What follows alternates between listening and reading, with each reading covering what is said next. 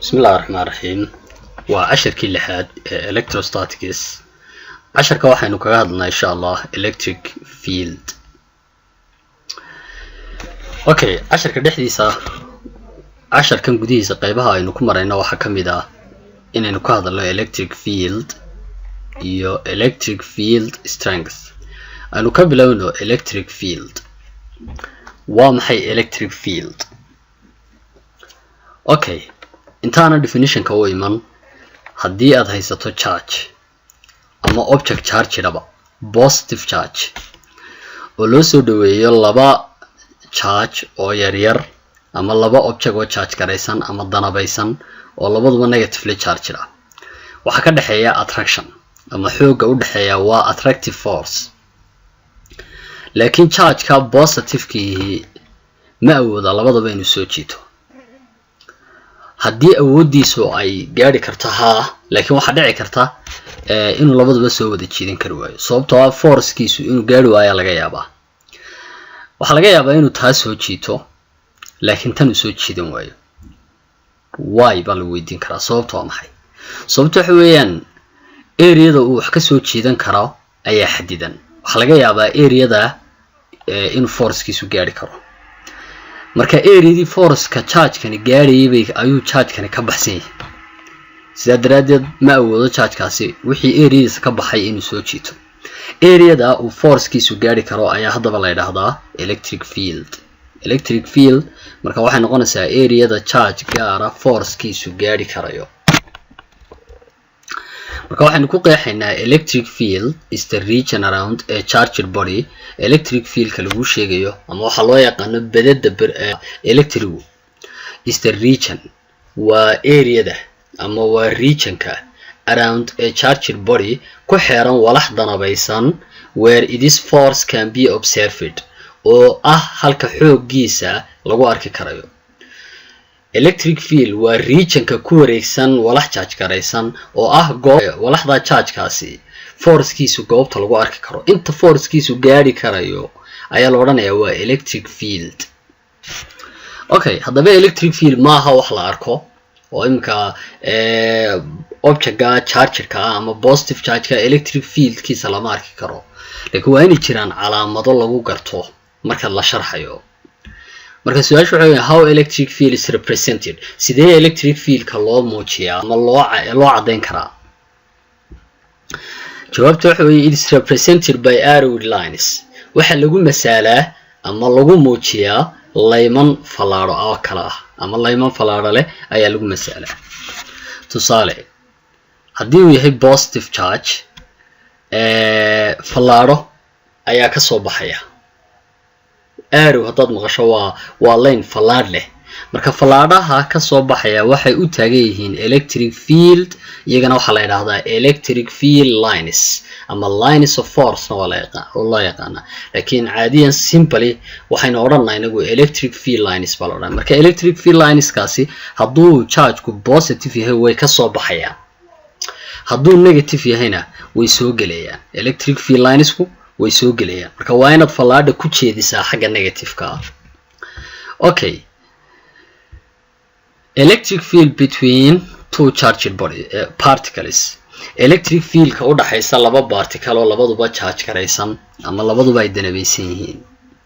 matalan haddii lagu siiyo plus iyo minus labadaa waxa ka dhaxeeya in hore u naqaanay attraction ama isa soo jiidasho. electric field-ku wuxuu muujinayaa attraction-kii. electric field lines-ku horta plus-ka way ka soo baxayaan, minus-kana way soo gelayaan. marka waxay ka soo bilaabayaan dhinaca plus-ka, dhinaca minus-kana way soo gelayaan. laymanka aynu nidhi waxa la yiraahdaa electric field lines ee tilmaamaya electric field-ku waxay ka soo baxayaan positive charge waxaanay soo gelayaan xagga negative charge-ka. haddii labada charge ay isku mid yihiin matalan labaduba hadday plus yihiin dee waxa u dhaxeeya waa repulsion saynu garanayno. waa repulsion macnaheedu way kala boodayaan. marka electric field linesku labadaba way ka soo baxayaan laakiin dad u fiirsato field line-ka iyo field line-ka markay isku soo beegmo way kala weecanayaan. kaasina dhinacaas u beedhaya kana dhinacaas u beedhaya. marka waad muujisaa in field linesku yara kala beedhayaan oo aanay istaaban doonin. Okay, points kan markaa intan bay sharxayaan. Electric field lines start from positive charge and end on negative charge. Electric field lines waxay ka soo bilaabmayaan dhinaca positive ka ama pluska charge ka pluska and end on negative charge. waxaanay ku gabagaboonayaan ama ku dhamaanayaan charge ka negative ka xaggiisa. The closer the line is, the stronger the field. hadba laymanku intay isku dhow yihiin ayay fieldkuna awood badan tahay. marka electric field ku awood bay leedahay, laakiin electric field lines aadka isugu dhow leh laymanku farabadan yihiin isku dhow yihiin ayaa ka awood badan electric field lines ka laymanku ay kala durugsan yihiin. ama even point imka haddaan idhaahdo laymankani labada line halka way isaga dhow yihiin, halkaana way ka kala fogayeen. halkaas electric field ka halkaas ayaa ka awood badan electric field ka halka ah. 3 never two lines cross. weligoodna laba line iskama dhex dusi karaan ama isma cross gareyn karaan, isma jeedi karaan. iminka matalan line kaasi wuxuu ka yimid plus minus kana uu soo galay, line kaasina plus buu ka yimid minus kana uu soo galay. labada line isma cross gareyn karaan oo isma soo dhex mari, iskama talaabi karaan, iska taloob ma sameyn karaan. Electric field between two parallel metal plates.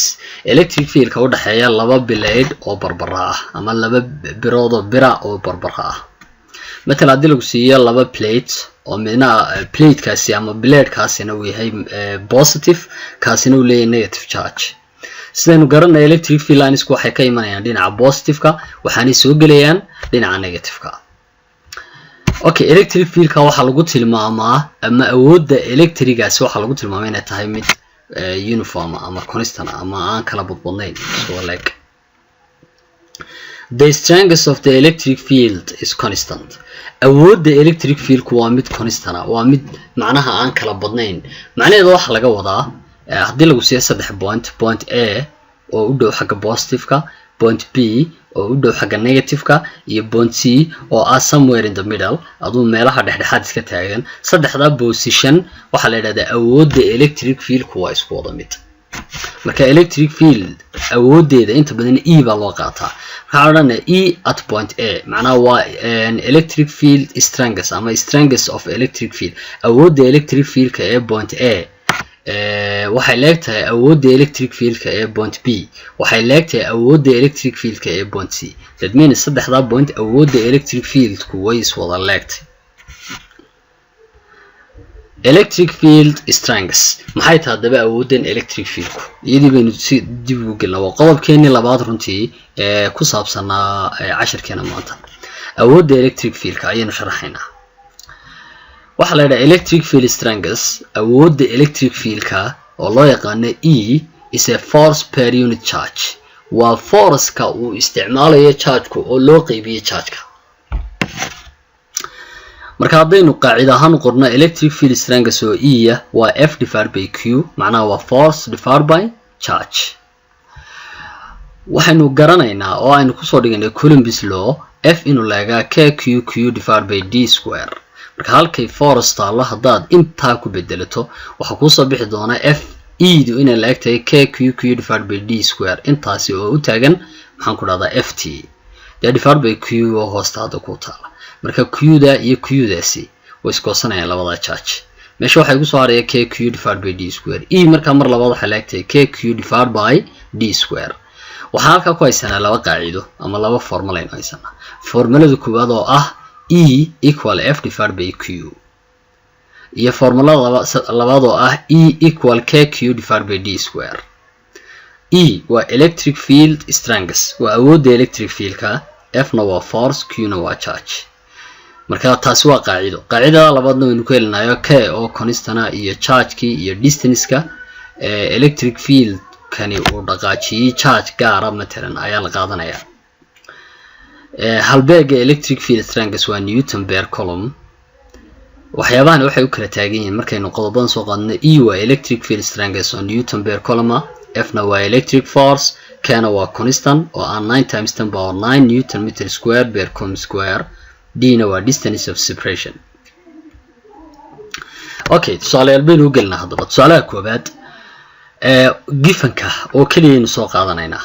haddii lagu yiraahdo Q ama charge ki waa 10 coulomb, forcekiina waa 200 newton bal ida raadi marka saas oo kale hadii xataa tusaale qoraal oo ahaan lahaa waa inaad gifankan aad ula soo baxdo bal loo baahan lahaa waxa muhiim ah marka inaad qaacidada xasuusato maxaa lagu helaa waa f divided by q f na waad haysaa q na waad haysaa marka waad ku bedelanaysaa waxa ku soo bixi doona marka 20 newton per coulomb halbeegeeda hayloobin example 2 iyadana haddaan gifankas ka qaadano force waxa lagu yiraahdaa 4 times 10 power 2 newton diina waa 20 newton per coulomb marka kan waxa la inaga doonayaa waa q okay haddii di f divided by q noqoto q na waxay noqonaysaa insha Allah f divided by f divided by f waad haysaa na waad haysaa marka labadoodu baad isku qaybinaysaa 4 times 10 power 2 macnaheedu waa 400 na de waa 20 bay ku ahayd marka labada 420 u qaybsana waa 20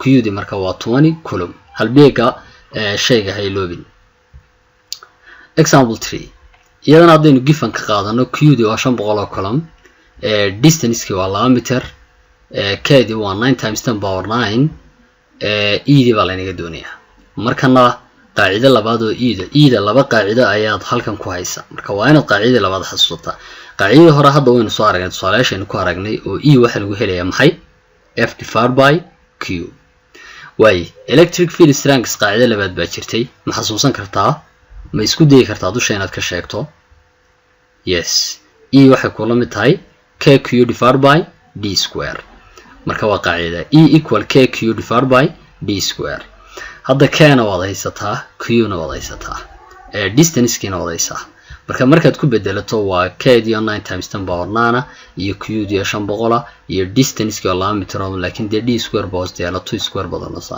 marka haddaad isku dhufato xagga sare daban waa 4500 times 10 power 9 divided by hoosteena waa 4 markaad isku qaybiso waa 1125 times 10 power 9 newton per coulomb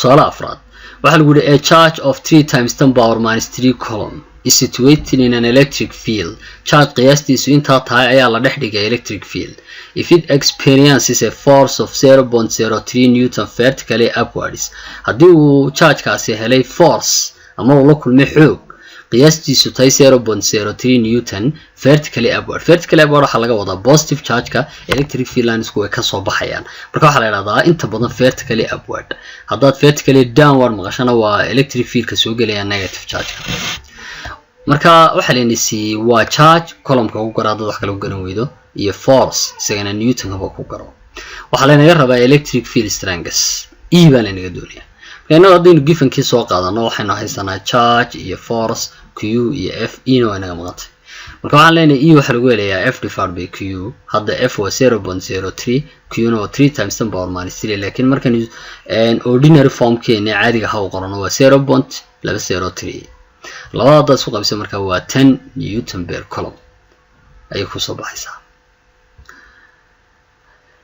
okay su'aalaha waad isku dayaysaa shaqadooda insha Allah jawaabahana waxaad si toos uga helaysaa 10 kan ku xiga ayaad si toos uga helaysaa su'aasha koobaad waxa lagu yiri sketch the electric field around the following arrangements waxaad sawiraysaa electric field ka nidaamyada ama habaynaha soo socda of small charger objects kuwaasoo ka hadlaya walxa charge garaysan oo small ah ama yar yar waxaad sawiraysaa an isolated positive charge waa positive charge cidla iska taagan kelidii electric field ka ku xeeran ayaad sawiraysaa b waa isolated negative charge waa negative charge isaguna kelidii cidla iska taagan electric field kiisa ayaad sawiraysaa 3 waxaad sawiraysaa 2 positive charges of equal magnitude laba charge oo positive ah oo size-kooduna isleeyahay magnitude-koodu isleeyahay 3 waxaad sawiraysaa 2 negative charges of equal magnitude laba charge oo labaduba negative yihiin isla markaana size-koodu isleeyahay hadda waa electric field waxaad sawiraysaa 4 waxaad sawiraysaa an electric dipole waxa laga wadaa 1 positive and 1 negative charge hal charge oo negative iyo hal charge oo positive of equal magnitude oo isleeg iyagana bal electric field ka u dhaxeeya ayaad sawiraysaa way number 6 waxa lagu yiri in uniform fields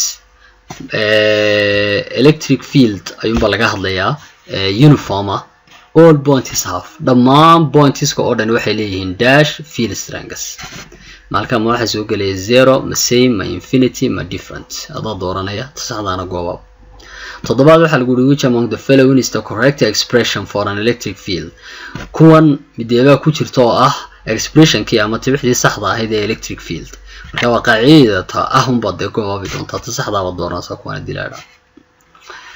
Okay, what happens when one material is rubbed against another? maxaa dhaca marka material lagu xoqo mid kale maxaa dhici kara habadan casharada hore ka joogtaa waa muhiim laakiin casharada hore su'aal ka socota ina soo martaa si aynu bal u xasuusano materialkaas wuxuu noqonayaa electrically neutral wuxuu noqonayaa electrically charged materialkaas wuxuu noqonayaa negatively charged materialkaas wuxuu noqonayaa positively charged jawaab saxda ah dooro goobo gali markaa. Sagaal, the conventional direction of electric field is jihada saxda ah ama jihada caadiga ah ee electric field hadii jeer waxa weeyaan positive to negative ama waa negative to positive ama waa no specific direction ama direction cannot be determined iyadna jawaab saxda ah doonaysa insha Allah. su'aasha ugu dambaysa waxa ku oranaysaa state which is positive and which is negative labadan eeg dabeyna waxa sheegaysaa ka positive ka iyo ka negative ka eedu maxay tahay bid maxay tahay midkee positive midkee negative ah dabeyna insha Allah isku day jawaabaha 10 ka ku xiga ayaad ka helaysaa ilaahay.